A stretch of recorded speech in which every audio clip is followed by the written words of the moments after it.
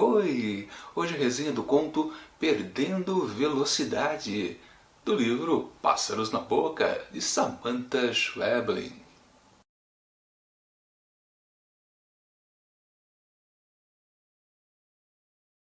Nesse momento todos os olhares estavam voltados para mim. Com um movimento rápido surgia o fogo, acendia o pavio. O barulho das faíscas se espalhava em todas as direções. Eu andava alguns passos teatrais para trás, dando a entender que algo terrível estava para acontecer. O público atento ao pavio que queimava. E, de repente, bum! E Tego, uma flecha vermelha e brilhante, era disparado a toda velocidade. Esse é um trecho ali do meio de Perdendo a Velocidade, aqui do livro da Samantha Schweblin, que conta a história deste bala de canhão, o Tego, e o seu ajudante, que não é nominado aqui no conto. Mas esse tempo de espetáculos se acabou e eles estão agora velhos. E é nesse ponto que Tego acha que está perdendo a velocidade. Mas eu paro de contar a história por aí, porque senão estraga a experiência de quem ainda pretende ler este conto. Por enquanto, este é o texto mais curto aqui desse livro da autora argentina. São exatamente 3 páginas e a gente pode dizer que ele é muito pequeno. Podia ser mais extenso e explorar mais essa história que parece até ser interessante. Mas, por ser tão breve a história, a gente fica um pouco frustrado. Não dá pra dizer que a gente não fica. Poxa, Schweblin.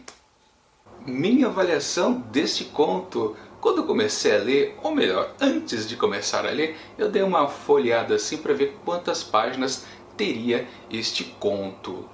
Geralmente eu faço isso em contos para ver quanto tempo eu vou gastar mais ou menos. Aí quando eu percebi que era uma história bem curtinha, só 3 páginas, eu falei, uau, deve ser uma história bem concisa, misteriosa na medida. Mas, quando começa a leitura, realmente há um chamariz inicial bem interessante. E como a gente já está acostumado com o tipo de escrita desta autora, a gente já fica imaginando coisas e pensando alto, para ser mais exato. Então, realmente, uma abertura bem interessante já promete algo muito melhor, mesmo que curto. Só que não é isso que acontece. Na verdade, podemos dizer que esse é o primeiro texto aqui da Schweblin que deixa a gente com um gostinho de quero mais e também um travinho amargo de decepção. Claro que não é daquele tipo de ser um texto ruim, muito pelo contrário, a escrita aqui da Argentina a gente até conhece, digamos assim, em 5 textos. Já é bem claro pra gente que ela gosta de fazer uma provocação, deixar a gente imaginar coisas e depois trabalhar essa expectativa e oferecer exatamente o que ela quer mesmo. Ela não quer, digamos, ajudar o leitor. Não, ela não quer agradar ninguém. Ela quer contar a história que ela pensou e só isso. Isso é por bem ou por mal, mas é o estilo dela. Ela não fica fazendo concessões como muitos autores fazem por aí. Ela quer contar uma história, é assim. Se não gostou, vira a página porque tem outro conto em seguida. Claro, isso é de leitor a leitor e para mim eu fiquei um pouco desapontado com o que ela ofereceu nessa história que parecia render muito e eu sim caí na armadilha de imaginar muita coisa que pudesse ali acontecer nessa história do Tejo. Um cara que saía em alta velocidade de dentro de um canhão de circo.